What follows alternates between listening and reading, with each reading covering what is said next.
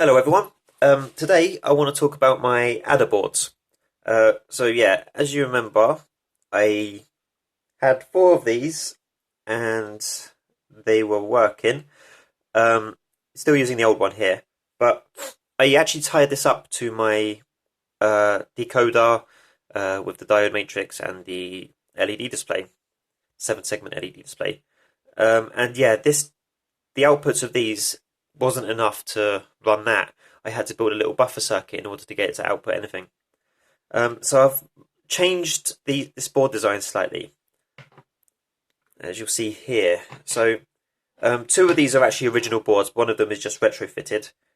Let me find the retrofitted one. Yeah, so this is the one I retrofitted.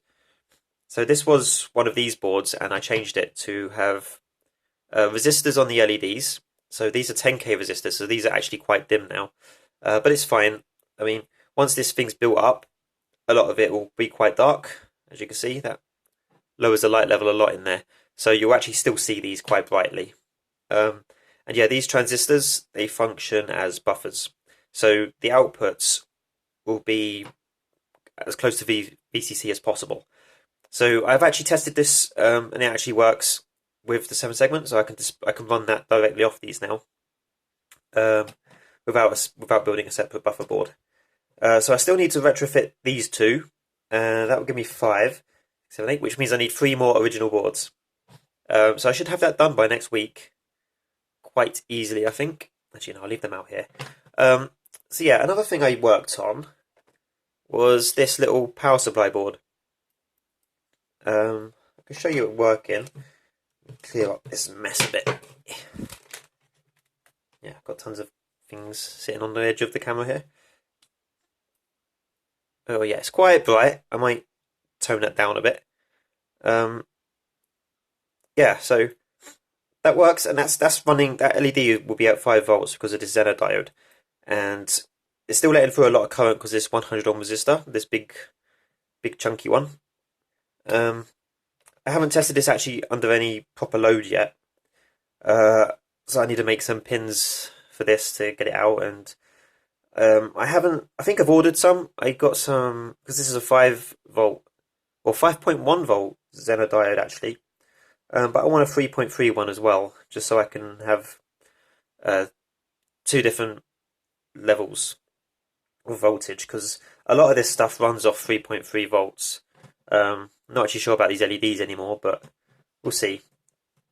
If in the worst case I could just run off 5 volts. But yeah, I want both because a lot of stuff can run off 3.3 volts quite easily. I only need the 5 volts at this point to run the LED display. So yeah, that's why I built this. And obviously I wanted it anyway, because I can't use the breadboard one forever. This is meant to be a discrete build, so yeah, I built that. Just needs to be finished off and tested. Where have I put everything? So I did get some other things. I've lost it all now. Oh wait, no, here we go. So you remember I got this. This is the 30 gauge wire. I got that for when I have everything on the baseboard. I can't show you the baseboard because it's at the other end of the room at the moment. And it's quite big, the board. So yeah, I'll work something out later on. I'll need to for the next video because I'll have most of this built on it, I think. But yeah, this stuff, I got this for use with this thing. So this is for wire wrapping. So on my decoder boards, you know, like here, these pins actually come out. On the decoder boards, they go down. Yeah, so that was kind of stupid. I didn't actually have these connectors in when I did that. But yeah, I got this instead for doing that, and I might actually use it for this as well because it's a lot easier than the DuPont connectors. Like DuPont connectors actually require quite a bit of force to get on here, and like when you only have 2 pins like that, it's kind of wonky. Like that one's broke, as I said before. I mean, it's fine, it's still connected, it's just not very sturdy. But yeah, wire wrapping doesn't have that problem, and it's very easy to wrap and unwrap it. So I might just do that. And this stuff is a lot more flexible than the 24 gauge wire I'm using, which is quite rigid, and you move one bit, moves everything else that's connected to it. It's just bad. With this stuff, what I can actually do is say, we have like VCC, VCC, VCC all down here in a row or column, and ground is the same, I can actually just tie these directly to each other and only have one line coming out. So this has a lot more uses, and this will be a lot neater. Yeah, so at some point, maybe next week, I'll have this done for the decoder built onto the baseboard, like screwed in and everything. I hope. We'll see how this stuff goes first. But yeah, that's what that is. I'll do a quick demo because I quite like this. It's got a little cutter in it as well, so let me just chop a bit off. There's actually only 5 meters of this, so I might have to get more. But yeah, it's got a little, God, quite fiddly. It's got a little cutter here. I don't know the correct methodology for this, but yeah, you just pull that down, ink it out, cut wire, and one of these ends, no, it's that end. One of these ends has 2 little holes, and goes through like that.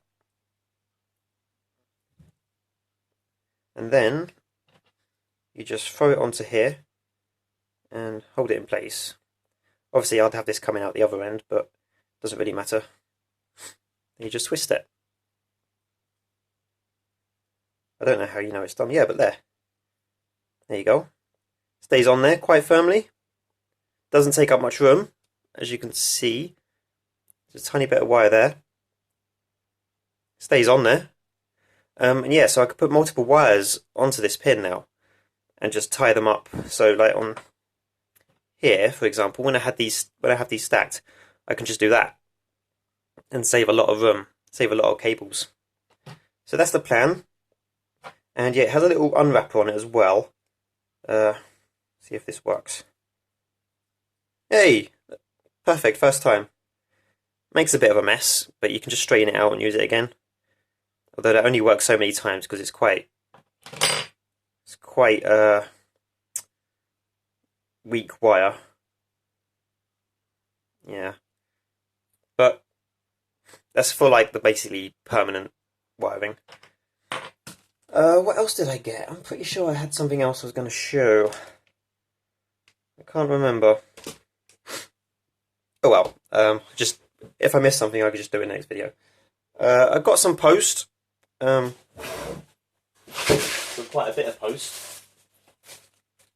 I don't even know what's in some of these. These are weirdly shaped. And here's a big. This one's squidgy. I think it's something wrapped in something. Let's give it a go. Let's have a look.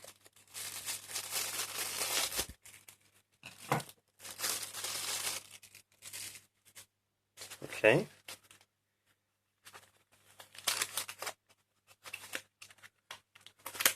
This is the weirdest package. What is this? Oh, there we go. So yeah, these are power regulators I ordered ages ago. Don't really need them now. I've built that.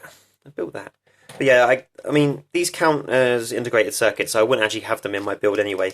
But they'll be decent to play with. I think they're all the same. Yeah, I think these are 5-volt ones. And not, oh wait, maybe they are 5.1, I don't know. No, I think they're actually 5 volts. I can't remember how to read. I can barely see that anyway. But yeah, I can't quite remember how to read the codes on them. So, but yeah, I think they're 5 volts. And obviously you can attach a heatsink to these ones. That gets warm, but you can't attach a heatsink to it easily. But I don't think it'll be much of a problem. It just gets slightly warm. That's why I want to test it under load. But we'll see. I don't think it's going to be too bad. Yeah, I've been waiting for those. Took their time. I'll open one more. I think I know what this is. Where's my scissors? There we go. One quick one. I do have a big one down there, but I'm not sure what that is either. Okay, this is just more transistors, because I'm actually running quite low.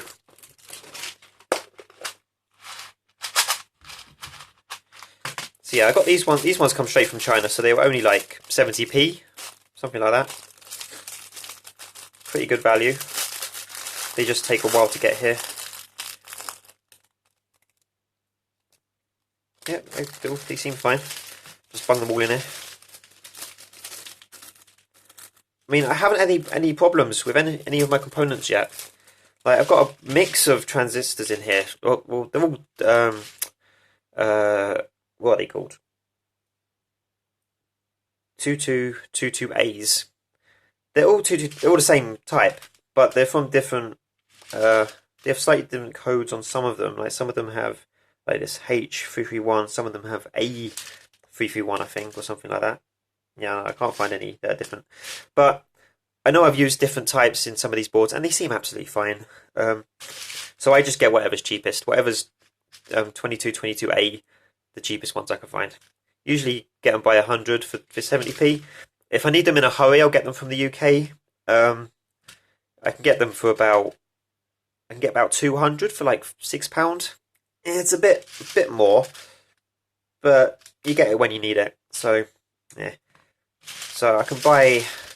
I don't like to get free postage from China. You have to buy just one item because that's you only get free postage on small packages. So you can't buy a lot of them at once. And I don't want to just keep doing the same, purchase multiple times to try and trick it. Because I think they'd go, hold on a sec, we're sending you a much larger package here, you're going to have to pay for it. Something like that. So, yeah, I wait until I've got the last delivery before I order more. So I can order more now. And hopefully they arrive a bit quicker. We'll see. When I run out, I'll just buy from the UK. Yeah, so that's all I got for now. Hopefully by next week I'll have all these done. Thanks for watching. I'll see you later.